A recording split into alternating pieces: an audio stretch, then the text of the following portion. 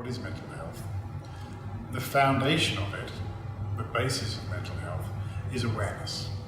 What does that mean? It means that one's aware of what's happening in your mind, rather than blindly being controlled by thoughts, or by being led by your thoughts, or acting habitually due to mental habits that we build up over our lives. Awareness brings a gap, in the sense that when something happens to us, so when someone criticizes us, for example, if we don't have awareness, then there's an immediate reaction of defense or attack or whatever it may be. But if you have awareness, there's a little gap in there. There's a space between the event happening to you and your reaction to that event. And due to that space, you can make much more skillful decisions about how you act rather than react. So our first level, if you like, of mental health is bringing awareness into your mind, bringing consciousness of what's actually happening in your mind. Mental health rests on bringing reality, bringing an understanding of the way things are into one, rather than projection of things from our mind. So if we're not real, if we're not aware, then what do? We project our own fears and negativities and wrong ways of thinking. We project that onto the world.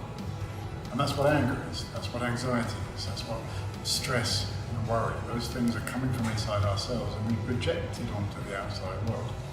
So it's actually said that when you're angry with a person, for example, the person you're angry with, 90% of that person is a projection of your own mind.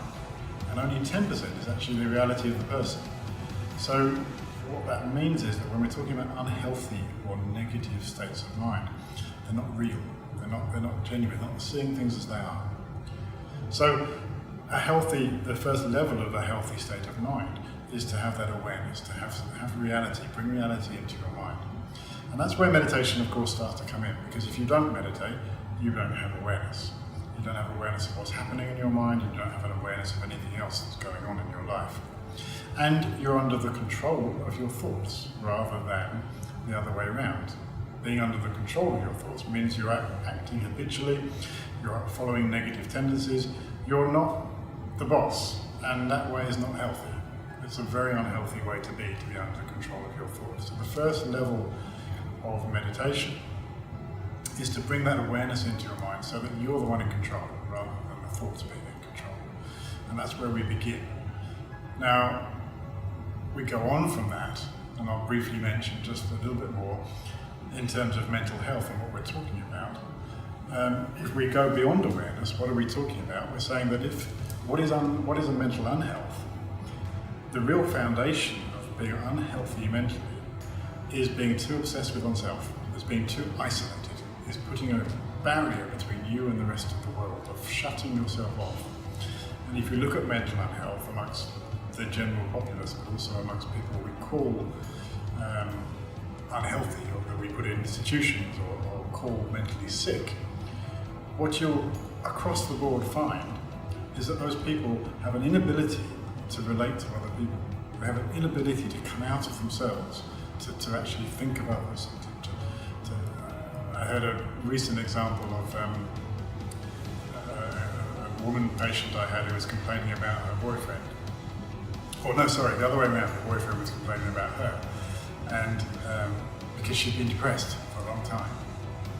And one of the obvious things about her depression, he picked up on and said to her, and really hit home with her, was that he said to her one day after many years of her depression, he said, "I can't remember the last time you asked me how I was." Because that woman, that mental unhealth, that mental sickness of being depressed, what is it in essence?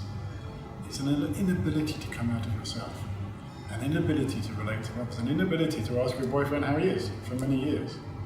And you see people who are clinically or what we say institutionally mentally ill, you'll find exactly the same thing.